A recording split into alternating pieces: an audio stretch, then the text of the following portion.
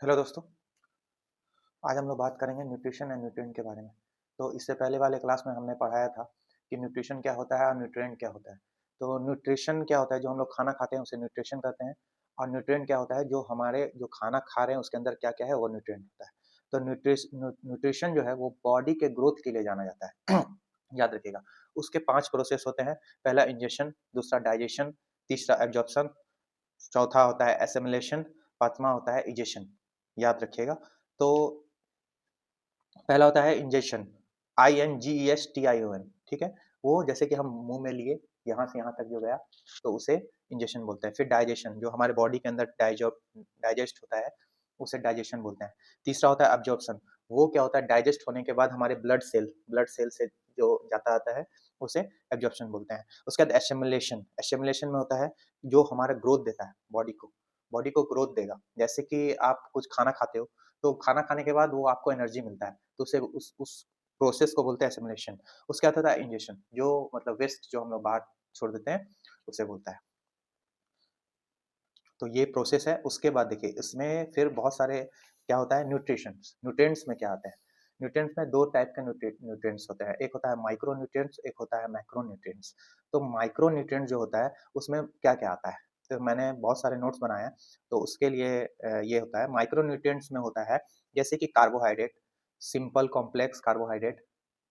Carbohydrates बहुत type के होते हैं, जैसे कि देखिए माइक्रो न्यूट्रिएंट्स और मैक्रो न्यूट्रिएंट्स। माइक्रो न्यूट्रिएंट्स क्या होता है, माइक्रो न्यूट्रिएंट्स जो बड़े, जैसे कार्बोहाइड्रेट, प्रोटीन, फैट, तो ये सब जो होता है ना, जो हम लोग ज़्यादा मात्रा में खाते हैं, तो उसे मैक्रो न्यूट्रिएंट्स। माइक्रो न्यूट्रिएंट्स वो होता है जो छोटे, जैसे विटामिन्स, मिनरल्स, ये सब। तो अब इसमें क्या है, बीटीएससी हॉस्टल मैनेजर में आपका न्यूट्रिशन के बारे में पूछेगा, इससे भी सवाल पूछ सकते हैं। ये नहीं कि सिर्फ माइक्रो न्यूट्रिएंट्स और मैक्रो न्यूट्रिएंट्स क्या होता है ये नहीं पूछेगा। हो सकता है फैट से सवाल पूछ दे, हो सकता है प्रोटीन से सवाल पूछ दे, हो सकता है आपका माइक्रो से पूछ दे, मैक्रो से पूछ दे, किसी से भी पूछा जा सकता है, शुगर से पूछ दे। तो इसलिए मैं पहले ब्रीफली इसे पढ़ाऊंगा, उसके बाद फिर मैं आपको एमसीक्यूज कराऊंगा इसमें, जो कि ये सही है। तो कार्बोहाइड्रेट क्या होता है, कार्बोहाइड्रेट क्या करते हैं, जैसे देखिए राइस कार्बोहाइड्रेट्स होते हैं, कार्ब्स होते हैं। तो कार्बोहाइड्रेट्स जो हम लोग क्या होता है, इमीडिएट एनर्जी देता है। कार्बोहाइड्रेट जो है वो ब्रेक डाउन होता है ग्लूकोज में, ठीक है। जो हम कोई भी कार्बोहाइड्रेट्स खाते हैं, कोई भी चीज खाते हैं कार्बोहाइड्रेट्स वाले, तो उसमें आपका ग्लूकोज होता है, ग्लूकोज के थ्रू ब्लड में हमारा शुगर आता है और उसके बाद एनर्जी आता है। ये प्रोसेस होता है कार्बोहाइड्रेट्स का।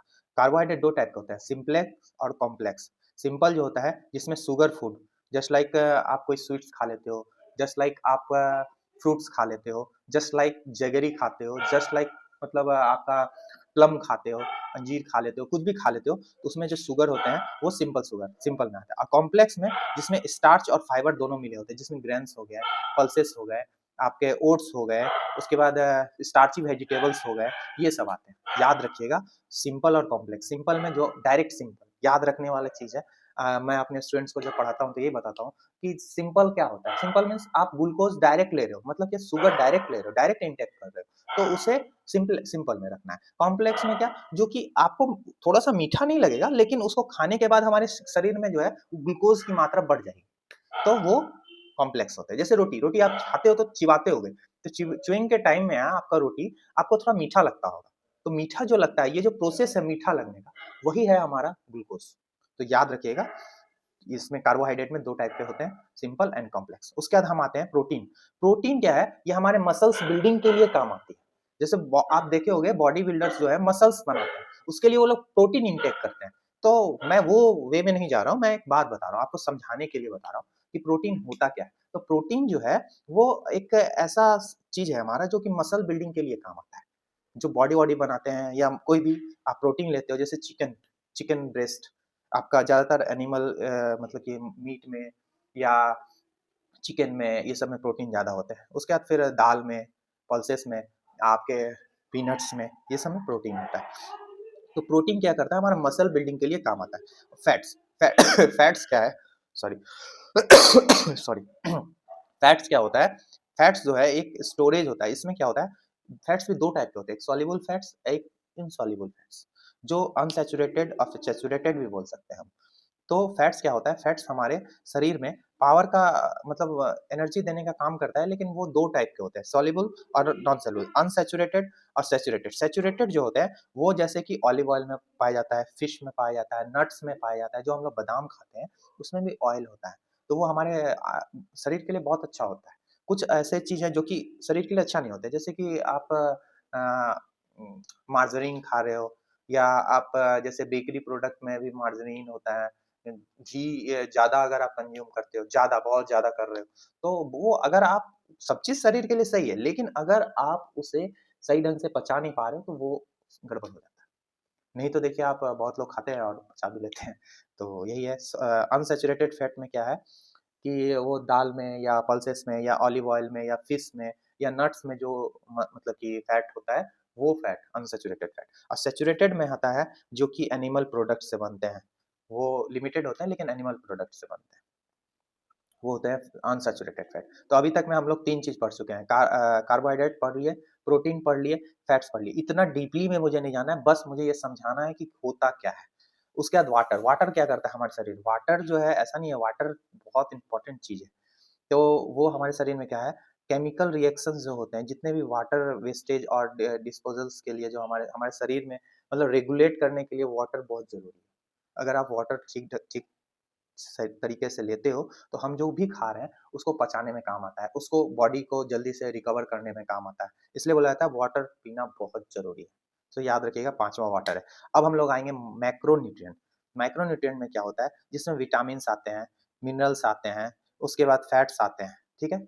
तो इसमें भी माइक्रो मैक्रो में भी फैट्स आते हैं, तो एक बात याद रखिएगा, तो मैक्रो न्यूट्रिएंट्स जो होते हैं वो हमारे शरीर के मेटाबॉलिज्म को बनाने के लिए काम आता है। मैक्रो में क्या है, वो खाना है वो अलग चीज है। मैक्रो में है मेटाबॉलिज्म, मतलब आपके इम्यून सिस्टम को मजबूत करने के लिए, तो वो एक अलग चीज होता है। जैसे विटामिन सी आप खाते हो, जैसे विटामिन आप बी लेते हो, बी कॉम्प्लेक्स लेते हो।